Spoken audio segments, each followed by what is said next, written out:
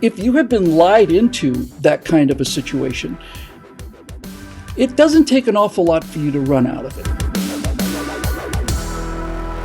Well, hi, everybody. I'm Bill Whittle here with my friends and colleagues Steve Green and Scott Ott. And we've noticed that some of our YouTube comments are getting a little saltier than usual. So we decided to do a show without too much controversy. So, guys, let's talk about Ukraine. Yay! Yeah. The war that seemed like was going to turn into just an endless grind has changed its dynamic quite significantly since last week. There has been a Ukrainian counteroffensive, and the success of the counteroffensive is exceeding, I think, anybody's wildest expectations, including the Ukrainians. It appears that most of the Russian army is being routed. Now, of course, a situation like this is changing every day, but in any event, the Ukrainians took back in 2 days all the territory that took Russia 6 months to take. And so the question is, what happens now? The Ukrainian leadership, Zelensky, generals, and everybody are faced with a bit of a dilemma. It's a military dilemma, and here are the two choices. You have to pick one. When you've got your enemy moving from a disciplined, organized retreat into headlong flight and then into a rout, if you keep the pressure up, you can reach a level of demoralization of the enemy where they simply surrender. If they're running and you keep going after them and you don't give them a chance to emotionally group, let alone physically regroup, there will come a time when the people will simply surrender en masse, and that's obviously something that would be in Ukraine's favor. Now, the other problem is that if you keep pursuing people further and further and further as they run away, your own supply lines start to get stretched. They're open to interdiction on a counterattack. And so that's essentially, I think, the problem that the Ukrainians are looking at right now. Steve, let's start with you. There is a discussion. Well, let's start about this. How far do you think and how hard do you think the Ukrainians should push the Russians? Do you have a metric, assuming that this counteroffensive could just keep rolling, and that's a big assumption. But assuming that there's no stand made, and you're trying to make that decision, where do you blow the whistle and tell them, okay, stop there? Except for maybe some raids into Belgorod, which is just north of Kharkiv on the northern border with Russia, I would say stick to Ukraine's own borders. We've never had a non-nuclear power invade a nuclear power before, and I think there's a very good reason for that. You don't want to put the fear of regime change into a regime that has as many nuclear weapons as Russia does. That's just fact. That said, this turnaround's been amazing. You know, in the first few weeks of the war, it seemed like anything could happen. That 20-mile-long convoy that got stuck outside of Kyiv, if the Ukrainians could have smashed that, I mean really smashed it, not just forced them to retreat, they could have turned that into another highway of death. The war could have been over by the 1st of April. The fact that Ukraine either couldn't or failed to fully capitalize on that, really colored my perception of their ability to carry on an offensive. They conducted a fighting retreat like nobody's business. Just maybe the best in the world. But on the offensive, they had shown in March they just couldn't quite put it together. And then it turned into this months-long slog where, again, everywhere Russia pushed in the Donbass in the east, Ukraine would back up a little, And to see them turn this around so quickly has so reset my expectations that I'm trying not to get giddy. You know, it's a serious war. Things can turn around in a heartbeat. So let's not let ourselves do that. And let's hope the leadership of Ukraine doesn't do that.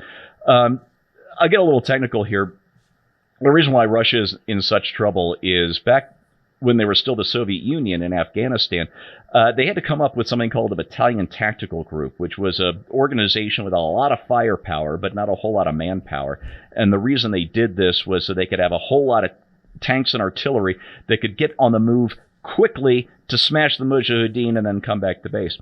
Well, Russia, after the Soviet Union fell, was really in a demographic crisis, and so they kept these BTGs as their primary tactical, or their primary formations in the military. The division structures basically disappeared. The problem is these BTGs, as we used to say of our cavalry, or we probably do still say of our cavalry, all fist, no tail. They just don't have enough foot soldiers, enough infantrymen to protect those tanks. Support. So the tanks get out there and, a Ukrainian guy pops up with a javelin, boom, tank gone. And so these BTGs have taken horrendous losses. And as a result, and what we couldn't see from our point of view, thousands of miles away, sitting comfortably in our offices or on our sofas, is that those BTGs had taken such manpower losses that the front had become incredibly brittle, and it shattered in Kharkiv at the first serious punch that Ukraine could deliver. So we've got three sectors of the front, kind of in a semicircle. Got Kharkiv in the north, Donbass in the east, and Kherson in the south. Kharkiv is basically cleared of Russians. 95% clear. They're getting to the border. Yes, the Ukrainians are getting a very solid foothold in the Donbass, and there are signs that I'm reading about today. Again, this is all very fluid, so if this still isn't true by the time this airs, I apologize.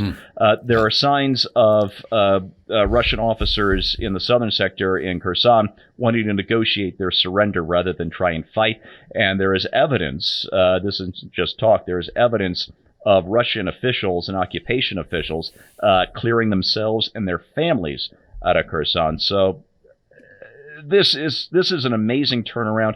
That I'd just like to say one last thing to our Putin fans, whether they're paid trolls or whatever. Vladimir Putin has alienated Russia from the West. He has weakened Russia with this stupid, pointless war so much that he is not defending Western civilization from the globo-homo people. No, he is turning Russia into China's bitch. That is a fact, and you're going to have to deal with that. The remarkable thing about this entire war is that every other player on the board does not come out of this more afraid of Russia. They come out of it much less afraid of Russia, much less afraid of Russia. Scott, you mentioned on our backstage show that Putin has another problem. He obviously has a manpower problem. And this is not something that he can just fill. Whatever available reserves of manpower he had have already been deployed and to some degree either destroyed or is in retreat. And really, in order to get the numbers he would need to push back hard, he would have to basically call for conscription. He'd basically have to institute a draft. Now, the problem with that is if Putin were to do something like that, that would kind of destroy the whole initiative of this being a small special operation where we're just winning. Do you think he has a way out of this? Because, to be honest with you, given the losses that they've taken in armor, aircraft, helicopters, men, I don't see how he does a second invasion, frankly.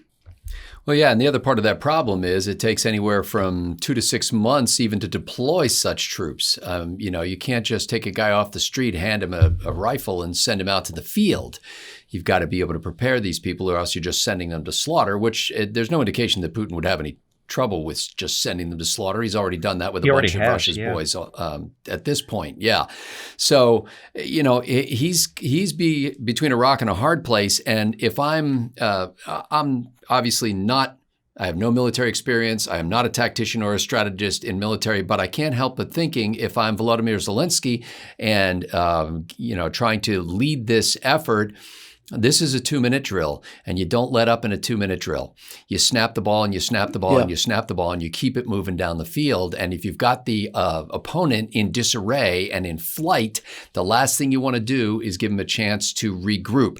Now, the only thing that could throw a wrench into all of this from a just kind of generic strategic point of view is if there is some sort of strategic retreat going on here. In other words, if Putin has a reserve lying in wait and is intentionally trying to draw Ukraine into that kind of a conflict and then meet them with overwhelming force. There's no indication that that's happening.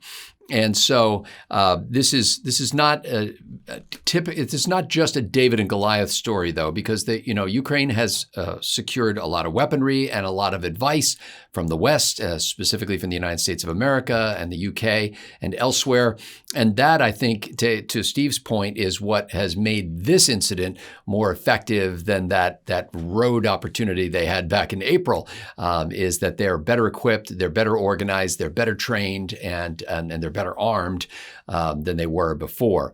You do run into the challenge of stretching out those supply lines, but I think you've got to be George Patton in this situation. You've got to keep moving as quickly as you can keep moving, and keep the enemy in flight to your border. You're not trying to invade Russia. You want them out of your country.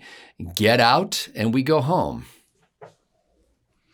Yeah, you're right. It's a David Goliath story, except that somebody slipped David a 9mm Glock just before he walked out in the middle of the field. So look, there's a bunch of things going on. There's reliable, credible reports even during the interregnum period that Ukraine was striking targets that are actually in Russian territory. They were striking them with some of our HIMARS rockets and sabotage operations and so on. So making the Russian side of that line hurt is part of winning a war. Yeah. I think that if he were to set one foot inside of Russian territory, he would be committing an enormous mistake, because that would give Vladimir Putin the chance to blow the one bugle that the Russian people respond to reflexively, automatically. It's in their DNA. Our country has been invaded we're always surrounded by enemies, and now they are on Russian soil. Do not possibly give him the opportunity to do that. I think the end game for Ukraine, best possible end game in a situation like this, is you not only get the Russian troops out of Ukraine, you also get them out of Donbass, because the entire purpose of this invasion was to presumably take over Ukraine, but at the very least absorb Donbass. And if you don't, and the other region, if you don't Ukrainianize those two pieces of Ukrainian property, then any version of that is a win for Putin. I think the final thing that bears mentioning is we are given a glimpse of what genuine political courage looks like, and it's not from Zelensky in this particular case, it's from the Russians.